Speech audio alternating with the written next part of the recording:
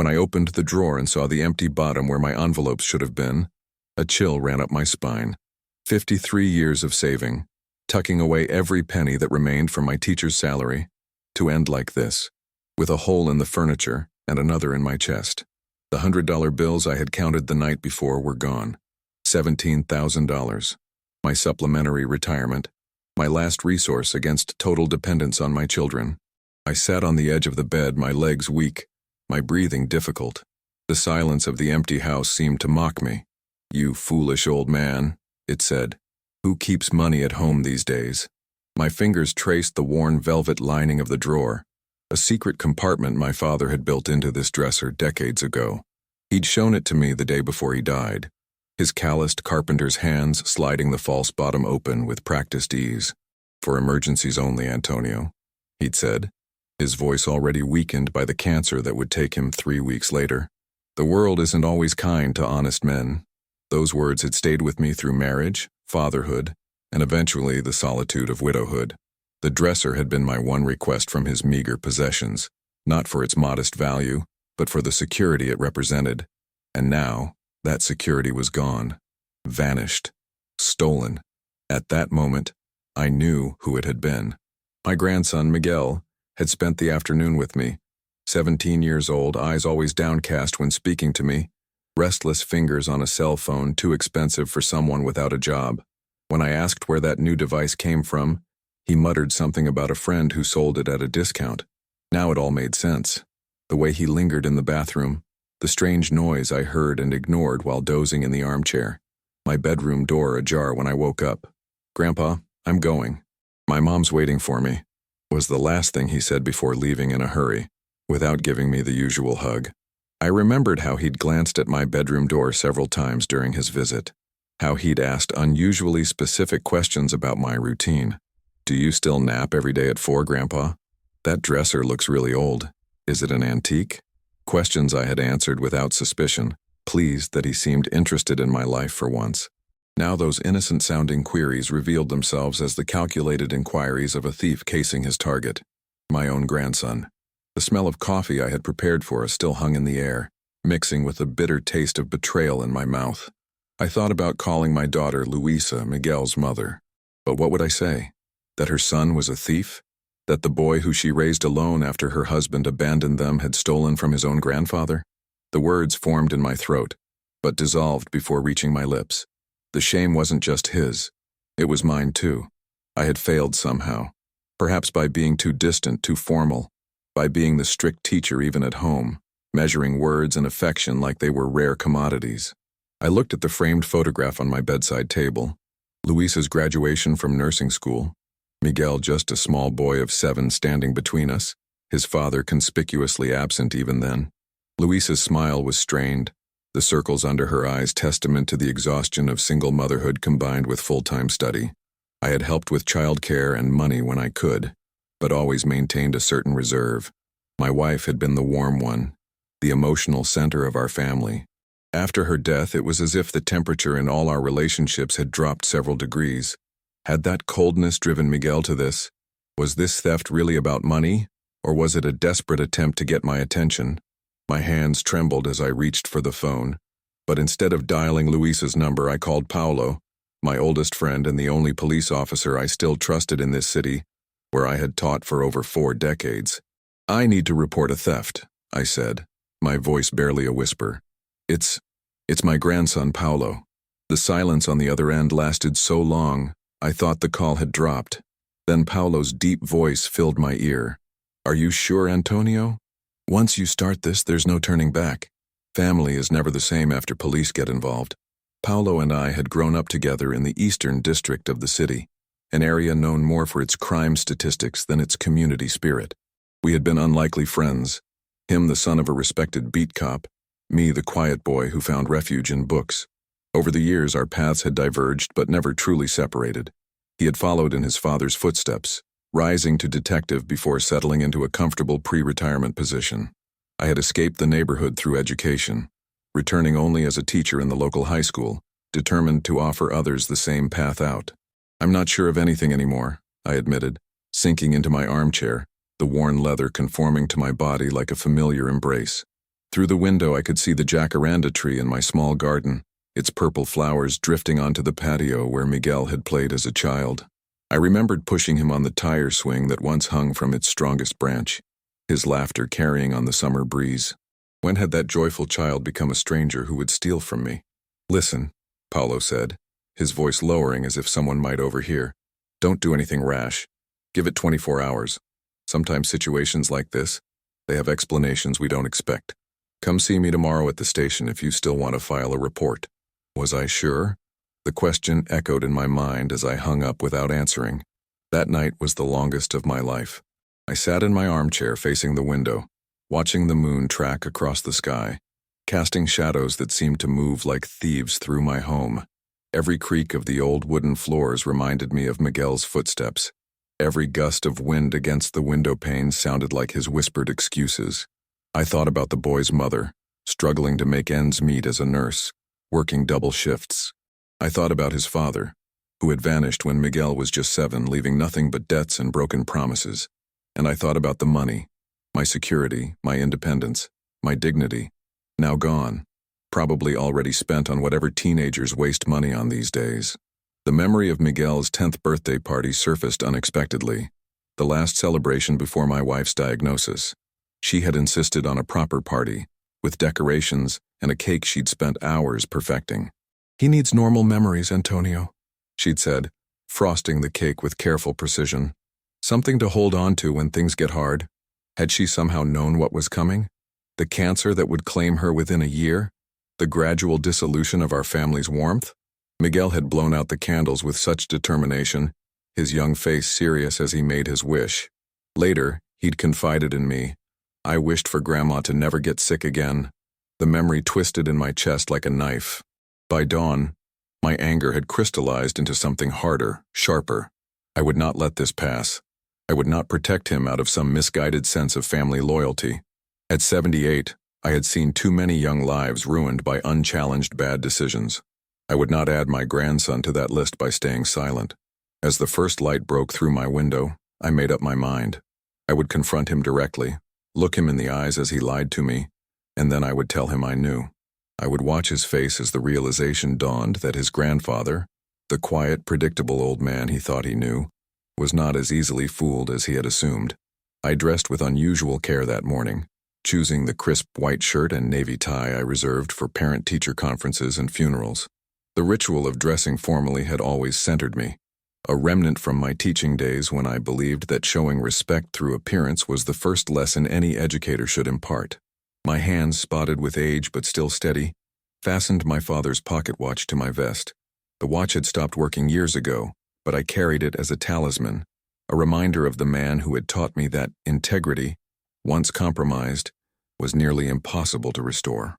The bus ride to Luisa's apartment complex took 40 minutes, each stop adding to my rehearsed confrontation. What would I say first? Should I mention the money immediately or lead him into admitting it? The phrases arranged and rearranged themselves in my mind, none of them adequate to express the depth of my disappointment. The neighborhood where Luisa lived was neither dangerous nor particularly desirable, one of those transitional areas where working families stretch their budgets to avoid the worst parts of the city. Her building, a 4-story walk-up with peeling paint but meticulously clean common areas, always reminded me of Luisa herself, struggling but dignified. But what happened next was something I could never have predicted, something that shook the very foundation of my certainty. When I arrived at my daughter's modest apartment that morning, Miguel wasn't there. "He didn't come home last night," Luisa said, her eyes red-rimmed from crying. "I thought he was staying with you." My accusation died in my throat as cold fear replaced anger. Where was he? What had he done? And then my phone rang. The number was unknown, but I answered it anyway, hope and dread wrestling in my chest. "Mr. Oliveira?" An unfamiliar voice asked. "This is Dr. Campos from Central Hospital. Your grandson Miguel has been admitted to our emergency room. There's been an accident." The world tilted beneath my feet as the doctor continued, his words reaching me as if through water. "He's stable now, but he was badly beaten. When they brought him in, he was clutching an envelope with your name on it. There's also a significant amount of cash. He's been asking for you." The doctor's voice continued, clinical yet somehow compassionate. He has multiple contusions, 2 broken ribs, a fractured right radius, and a concussion. He was found in the Eastern District by a passerby who called an ambulance. Mr. Oliveira, are you still there? I realized I had been silent too long. The phone gripped so tightly my knuckles had whitened. Yes, I managed. I'll come immediately. Does his mother know? We've been trying to reach her, but there's been no answer. Luisa stood before me, her face a mask of confusion and growing fear. What is it, Dad? What's happened? In that moment, I made a decision that would change everything that followed. I lied to my daughter. Miguel's had an accident. He's at Central Hospital. They say he's stable, but we should go now. I omitted the beating, the envelope, the money, not to protect Miguel, but to shield Luisa until I understood what we were facing. Some part of me, the part that had survived the Eastern District before books became my escape, recognized that whatever Miguel had become involved in was dangerous enough to require careful handling. The taxi ride to the hospital was a blur of Luisa's questions and my inadequate answers. She was a nurse. She knew I was withholding information, but the habit of emotional distance between us was too ingrained for her to press too hard. Instead, she stared out the window, her hands twisting in her lap, occasionally brushing at her eyes when tears threatened to fall. I noticed with a start how thin her wrists had become, how prominent the tendons in her hands. Had she lost weight recently? How had I not noticed?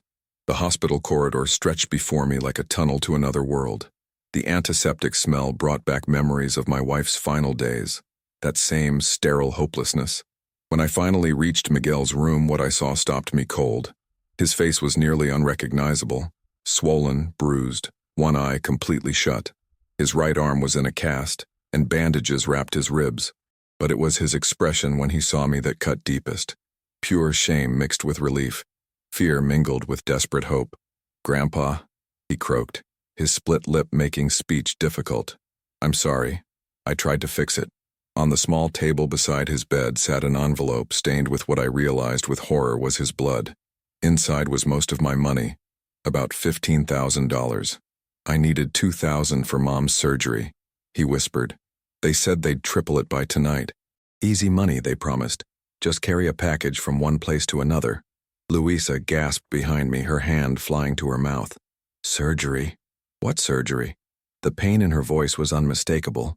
Not physical pain, but the agony of a mother realizing her child had suffered in silence trying to protect her. Miguel's good eye widened in panic. "Mom, he began, but I interrupted, suddenly understanding far more than I wanted to. "Luisa," I said, turning to face my daughter fully, "what haven't you told me?" The pieces fell into place with sickening clarity. My grandson hadn't stolen for himself. He had stolen for his mother, my daughter, who had been hiding her illness from me.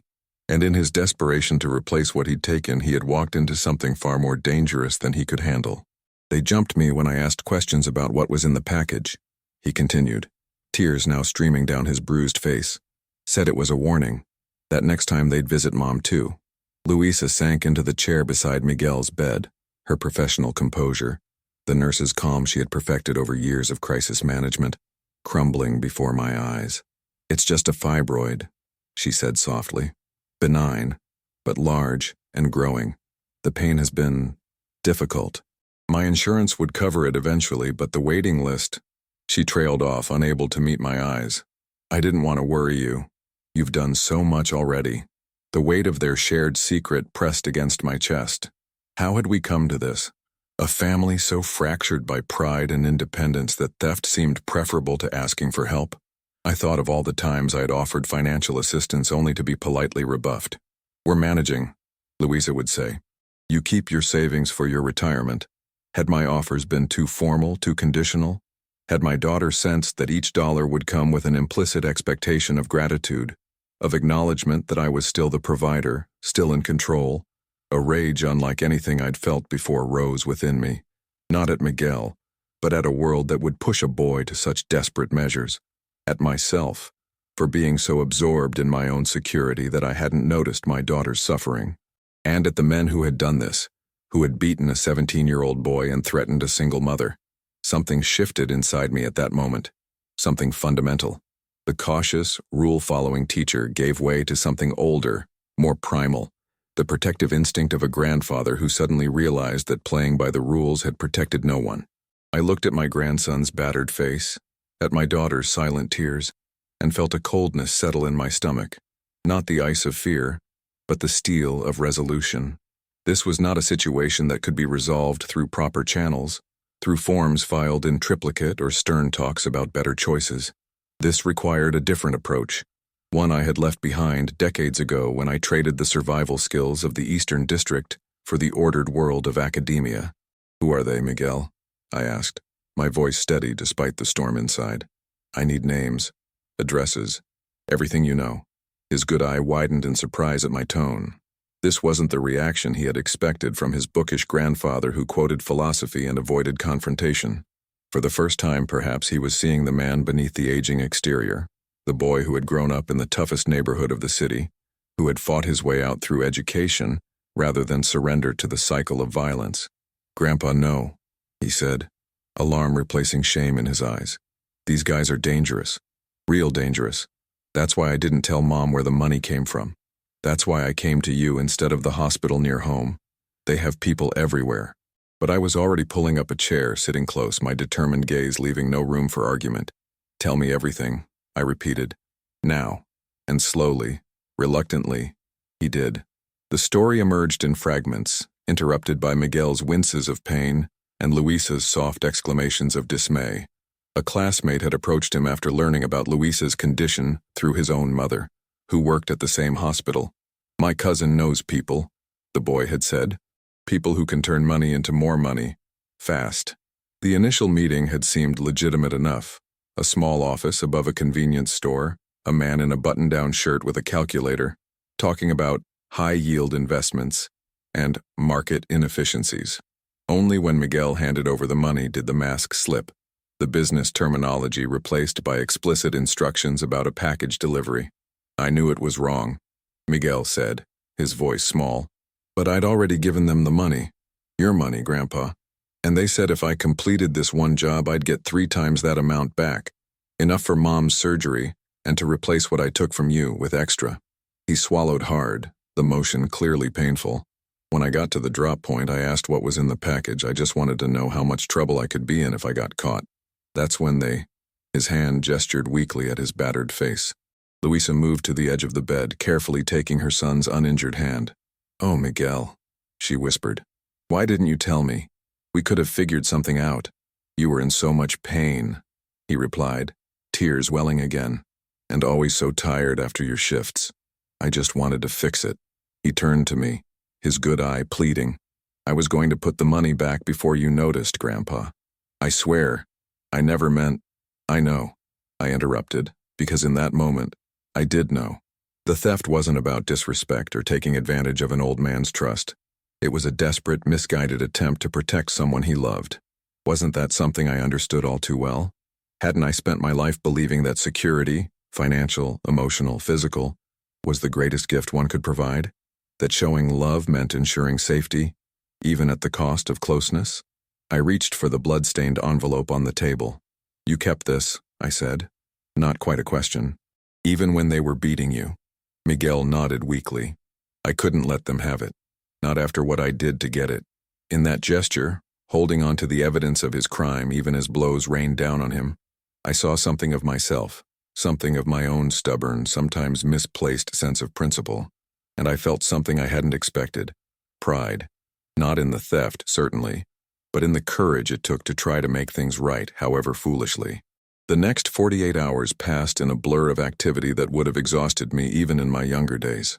First, I retrieved the remaining cash from the hospital safe, where the admitting doctor had stored it for safekeeping. Then I made 2 calls. One to Paulo, my police friend, sharing just enough to put him on alert without involving him directly, and another to Eduardo, a former student who now practiced law and owed me more than one favor. What I was planning existed in a gray area of legality, but I was beyond caring about such distinctions. Eduardo arrived at the hospital within the hour, his usual immaculate suit slightly rumpled, suggesting he had come directly from court. He had been one of my most promising students, brilliant but troubled with a father in prison and a determination to understand the legal system that had taken him away. I had spent countless afternoons helping him prepare for university entrance exams, written recommendations that opened doors, silently funded scholarships when official ones fell through. Now in his 40s, he had become the kind of defense attorney who was respected by judges and feared by prosecutors. "Professor Oliveira," he greeted me in the hospital corridor, his handshake firm. "It's been too long." His eyes flicked to Miguel's room, where Luisa now sat by her sleeping son's bedside. "You mentioned an urgent situation involving your grandson?" I led him to the hospital cafeteria, ordered coffee neither of us would drink, and explained the situation. Not just Miguel's theft and beating, but the underlying circumstances. Luisa's hidden illness, the financial pressures, the threats. Eduardo listened without interruption, his expression betraying nothing until I finished. "Let me be clear," he said finally, his voice low. "You're not asking me for legal representation for your grandson." "No," I confirmed. "I'm asking for a different kind of assistance." A slight smile played at the corner of his mouth, the kind that doesn't generate billable hours or appear in any official records. I nodded, feeling a strange mix of shame and determination. This was not the lesson I had taught in my classroom, that justice comes through proper channels, that the rule of law, however imperfect, was civilization's greatest achievement. But it was perhaps the most important lesson I had learned in my life before teaching, that sometimes justice requires working in the shadows. "I'll need a name," Eduardo said, all business now. "Someone who can apply pressure without leaving marks, if you understand my meaning." Through Eduardo, I arranged a meeting with a man known only as Silveira, a name that had been whispered with respect and fear during my childhood in the old neighborhood. Now in his 80s, Silveira had transitioned from street enforcer to what he called community arbitration, a euphemism for settling disputes that couldn't be taken to official channels. I hadn't spoken to him in nearly 60 years, but some connections never truly break. "Professor," he greeted me, his weathered face breaking into a surprising smile. "I always wondered if you'd ever need my particular services." We met in a small cafe on the edge of the Eastern District, the kind of nondescript place that survives decades without anyone quite remembering when it opened. Silveira was not what most would expect from a man with his reputation. Small, elegant, with wire-rimmed glasses and the careful movements of advanced age. He looked more like a retired accountant than someone who had once controlled the most dangerous streets in the city. But the three large men sitting at separate tables throughout the cafe, all pointedly not looking in our direction, testified to his continued influence. "Eduardo explained the situation," Silveira said, stirring sugar into his espresso with a tiny spoon that looked absurd in his gnarled hand. "Your grandson got involved with the Rocha operation. Amateurs, but dangerous in the way that undisciplined dogs are dangerous." He sipped his coffee, grimacing slightly. "Not like in our day, eh, Professor? There were rules then. Codes. I hadn't been part of our day in the way he implied. I had been a bystander, an observer, a boy who ran errands and kept his head down. But I understood what he meant. The organized crime of our youth had operated with a certain predictable logic. These new operations were chaotic. Violence used not as a last resort but as a first option. "Can you help?" I asked simply. Silveira studied me for a long moment. "You left the neighborhood, became educated, respectable, but you never reported what you saw as a boy. Never testified against anyone. That counts for something even after all these years." He set down his cup with a decisive click. "I can help. Not for Eduardo's money, though he insisted on paying, but for the memory of a boy who knew when to speak and when to remain silent." The plan we devised was simple, but effective. Using the names and locations Miguel had provided, Silveira's associates would deliver a message, not with violence, but with something far more frightening. Information. Detailed dossiers on each member of the group that had attacked my grandson, including their families, routines, and vulnerabilities.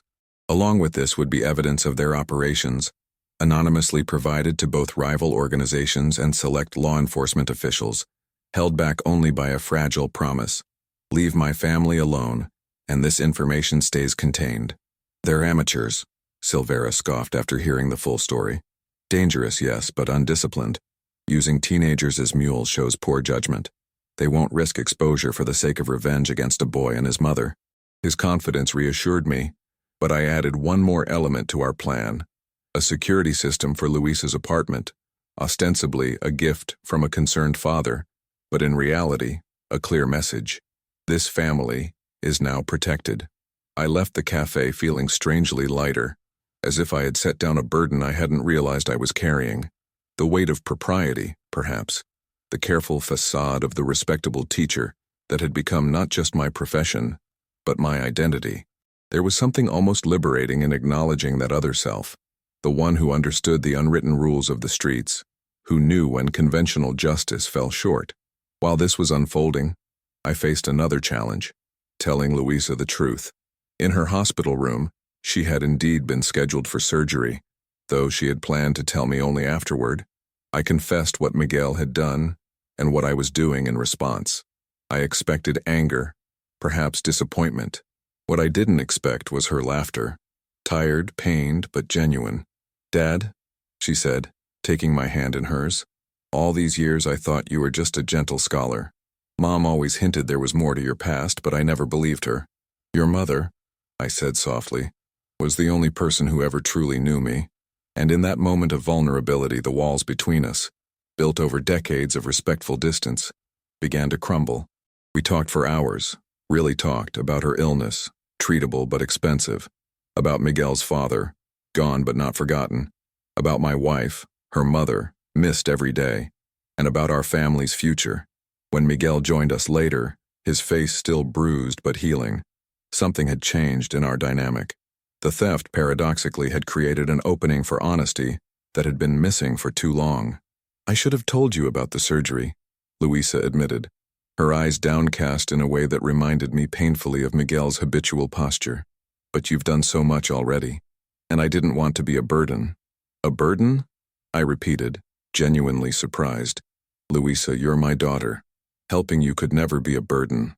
She looked up then, her eyes, so like her mother's, searching my face.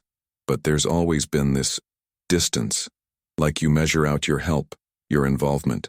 I never wanted to ask for too much and find the well dry. Her words struck me with the force of revelation. Had I been so guarded, so careful with my emotions that my own daughter saw my love as conditional? I thought of all the times I had offered practical support, money, childcare, advice, while holding back the simpler, more essential offerings of unconditional acceptance and emotional presence. "The well is not dry," I told her, my voice thick. It never was. 3 days after my discovery of the empty drawer, Silvera called me. "It's done," he said simply. "They won't bother your family again. In fact, they've had a sudden change in management. The new leadership sends their apologies for the unfortunate incident." I didn't ask for details. Some things are better left unknown. What mattered was that Miguel and Louisa were safe and would remain so. The security system was installed the next day. Cameras, motion sensors, and alarm connected directly to a private security company. The technicians were professional, efficient, and notably more muscular than one might expect for such work. One of them, as he was leaving, paused at the door. "Mr. Silvera sends his regards," he said quietly. "He says to tell you that the neighborhood remembers its own." Then he was gone, leaving me with the strange certainty that Luisa's apartment building would now receive extra attention during routine security patrols. That evening, as we sat together in Luisa's small living room, Miguel asked the question that had clearly been troubling him. "Grandpa, how did you know what to do, who to call? You're a literature teacher." I looked at my grandson, seeing him perhaps for the first time. Not as the child I thought I knew, but as a young man with depths and complexities of his own. "Miguel," I said carefully, "we all have chapters in our stories that remain unread by others. Before I was your grandfather, before I was a teacher, I was a boy from the East Side trying to survive. The difference between me and many others wasn't that I never made mistakes. It was that I found people who showed me a different path. Like Mr. Torres," I continued, remembering my own high school literature teacher with a clarity that surprised me. He saw something in me beyond my circumstances, loaned me books, stayed after school to discuss them, convinced me that words could be a way out when every other door seemed closed. I paused, the memory of that austere, passionate man, so different from the teacher I eventually became, vivid in my mind. I tried to do the same for others when I became a teacher. Your mother probably doesn't remember, but there was a boy in one of my classes, Eduardo, brilliant but angry, with every reason to follow a destructive path. I did what I could to guide him toward his potential instead. The lawyer who came to the hospital, Louisa said, recognition dawning. That was him? Your former student? I nodded. We all have connections that shape us, resources that aren't visible on the surface. The important thing is how we use them. Understanding dawned in his eyes. Like you're doing for me now, he said quietly. I nodded, feeling a weight lift from my shoulders. The money that had been taken, some spent on Luisa's medical bills, the rest now safely in a proper bank account, had seemed so important just days ago. Now it felt insignificant compared to what had been gained. A genuine connection with my daughter and grandson, a family bound not just by blood, but by shared vulnerability and strength. I want to pay you back, Miguel said suddenly. Every cent. I know it'll take time, but… No, I interrupted. That money was meant for family emergencies. This qualified. I looked at Louisa, who had been unusually quiet during this exchange. Both the surgery and the situation afterward, but there's something you can do instead. Anything, Miguel said, his eagerness to make amends palpable. Learn. Not just in school, though that matters. Learn from this experience. Not that crime doesn't pay, that's too simple a lesson and not always true. Learn that actions have consequences beyond what we intend. That secrets can hurt more than honesty. That family means asking for help before taking desperate measures. I reached for his hand, careful of his injuries. And that your grandfather, old as he is, still has a few surprises left in him. That made him smile. A genuine expression that transformed his battered face into something closer to the boy I remembered. I think I'm starting to see that.